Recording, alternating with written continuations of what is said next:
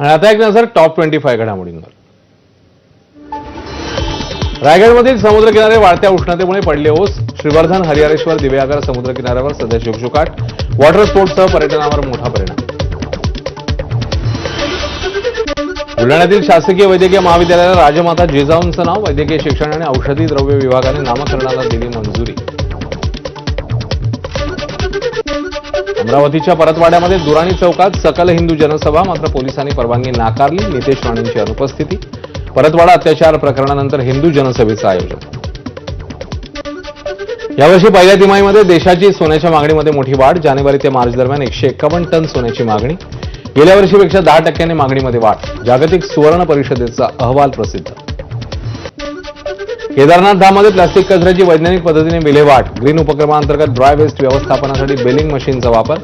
केदारनाथ धाम यात्रा स्वच्छ आणि पर्यावरणपूरक करण्याचा प्रशासनाचा प्रयत्न.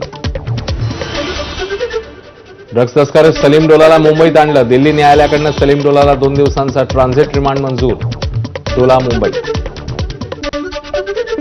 बंगळुरूमध्ये एका रुग्णालयाची संरक्षक भिंत कोसळली. 7 जणांचा मृत्यू. कर्नाटकचे मुख्यमंत्री सिद्धरामय्या यांनी घेतली जखमींची भेट. मृतांच्या कुटुंबियांना मिळणार 5 लाखांची मदत. जळगावच्या पाचोरा तालुक्यातल्या महादेवाचं बांबरोड इथे भरधाव कारचा टायर फुटला. भीषण अपघात. दोघींचा मृत्यू. मृत झालेल्या एका तरुणीचं 8 मे रोजी होतं लग्न.